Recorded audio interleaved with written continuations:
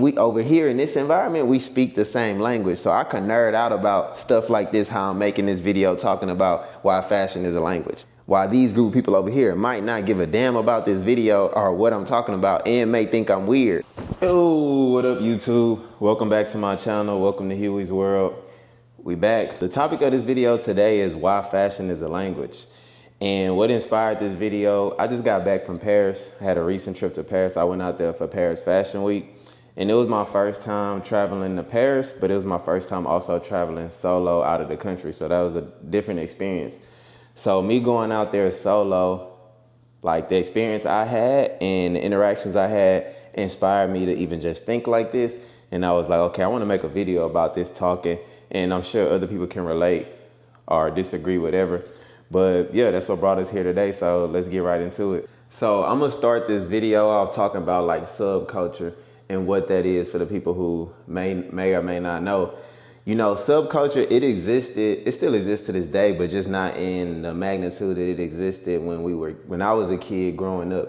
So what subculture is to me, you know, and the simplest way to describe it is you just being a kid. Just imagine being a kid and you saw other kids wearing certain things, doing certain things, and you felt like, okay, yeah, that could be my friend. Like, I'll be cool with that person. So that's what subculture is. People who share a similar interest in, okay, you kind of attach to those people, right? Whether it's people that's into skating and you leaning into the skate culture and you got a group of friends and y'all all have this similar interest of skating culture. So y'all take a liking and an interest to each other based off of y'all have that similar interest. So for me, what that experience was I was into sneakers my whole life. Like I was the kid who camped out for Jordans, Nikes, all that type of stuff. So I remember going to places like even going to the mall, going to the movies as a kid, and I would see like other kids wearing certain shoes. And I could see them wearing those certain shoes and I know like, all right, that could be my friend. And the reason I say it's a language because if you like those, you had to, not everything, but certain things, if you like those specifically, you had to like intentionally like go after those. So for you to intentionally go after those, I would do that same thing. So that means we think alike or we have similar interests. So I know we could be friends. Now that I'm older and, you know, we live in a time where social media has kind of like, I don't want to say it killed subculture, but it just like watered it down because everything's so accessible. And which I won't say it's a bad thing. That's just the reality of what it is today. So everything is out in front of people all day. So you could choose what you want to lean into. You got this group of people who lean into this group of people who lean into this, and you can just see it, right? And a lot of it doesn't feel as authentic as it was growing up when I would see girls in school and class and like, are you first day of school and you seeing somebody having something on that you got and it's like y'all become friends, you sit by that person in class, all of that. So I miss those feelings of subculture, you know? I wanted to start this video talking about subculture because that kind of laid a foundation of my experience in Paris. So one of the first days I was in Paris, I went to an event. And based off of what I was wearing, when I got to the event, it was a line outside the event. Two dudes approached me simply based off my outfit. And they were like, yo, that's cold, bro. Like, I'm rocking with that. Like, dang, I like how you did that with that. And, you know, and they asked, hey, can I connect with you on socials? So I gave them my socials, we connected. And simply right there in that moment, we started having a conversation, standing outside, which led to us having a conversation for about 30 to 40 minutes. And then next thing you know, I hung with those dudes while I was in Paris. Never met them in my life until that first time.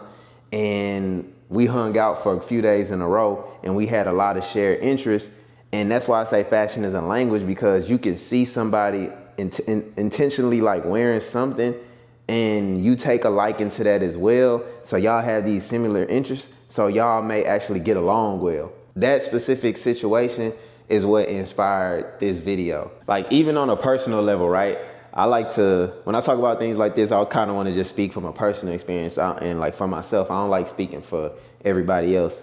So for me, Like fashion is a language to where you can communicate your personal interests that are outside fashion and has nothing to do with fashion. For example, me, I played basketball my whole life.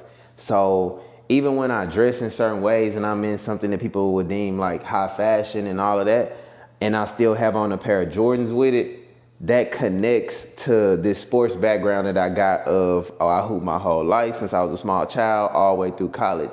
And I can tell that story, right? And I can communicate that, which is a form of language. And other people who take a liking to that and they can see like, oh, dang, like I remember those Jordans when those came out growing up. Oh, dang, I remember those, oh, that Michael Jordan. And then it's like a basketball interest that we both share and a basketball past, a history that we both share. And these two people are able to have, common interest in a conversation around that. So I feel like also fashion can communicate your current mood, right? Like, I know everybody kind of dressing all black right now, and that's like a mass thing, right? A mass like thing that's in our face, and people can easily choose that identity, which I'm not saying anything is wrong with it, but I remember when I was growing up, and I want to sound like I'm an old head, but I remember when I was growing up, all the kids that wore all black like that all the time, we called them emo people. I don't even know, I guess that's short for, I could be wrong. I guess that's short for like emotional, I don't know. I could be wrong, but I don't know. I never thought about that. But yeah, we used to call those people emos. And those people, they were on a specific vibe. And the people that latched on to that, they were on that specific vibe as well. Like dark, right? And kind of sad all the time. Like kind of down on themselves and down on life and just really emotional. And you can communicate that, right? You can communicate that through, okay, I'm wearing this all black. I'm never wearing anything with color. Like that's a way of communicating like your personal mood. I feel like the way you dress can tell people like your cultural affiliations. It could tell people where you from to a certain degree. I had an experience when I was just in Paris. A dude came to me on the street and he was like, yo, he liked my outfit. He was like, bro, where are you from? And I was like, I'm from Houston. And he like, what? He was like, I hear it in your accent that you from Texas, but I would have never guessed you was from Texas dressing like that. He was like, how do people perceive you back home? Like, how do they view you and perceive the way that you dress? Like, how they respond to it? And I was like, I mean, it's just always kind of like it's always been like a backhanded compliment, right? It's been a backhanded compliment like that. I like it for you. Like, I wouldn't do it, but I like it for you. Like one of those backhanded compliments. So when I say a fashion is a specific language, I can go to Paris Fashion Week, right? Like, let's rewind it a little bit. I can be in my hometown in Houston, Texas, where people don't dress how I dress, right? At least not to a mass majority. So the way I dress might be a specific standout group of people, but it's not widely accepted or a normal thing.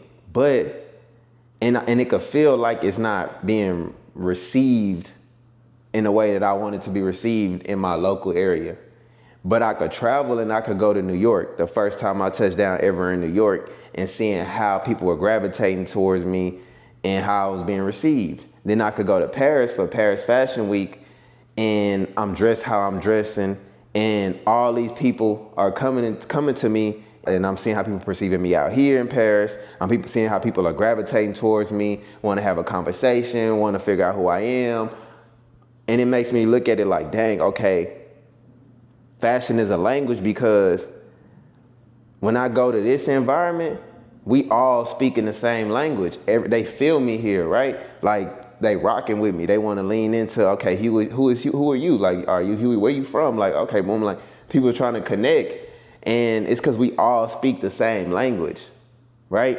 And I'm somebody like me personally, I never was the type to kind of just go out my way to speak or just talk. Like, not in like a rude way. I'm just like more reserved when it comes to my words and like when it's time to talk. So it's certain people you will see me around and I'm talking more, I'm expressing more. And in a different environment, I may not be. And it's because we over here in this environment, we speak the same language. So I can nerd out about stuff like this, how I'm making this video talking about why fashion is a language. Why these group of people over here might not give a damn about this video or what I'm talking about and may think I'm weird for even talking about something like this. So yeah, that's why I like just speaking from my personal experiences. And you know, if you agree, if this makes sense, let me know in the comments. I want to know like if people feel what I'm saying, if people, you know, have like the same experience. I got a friend who I've been friends with basically my whole life.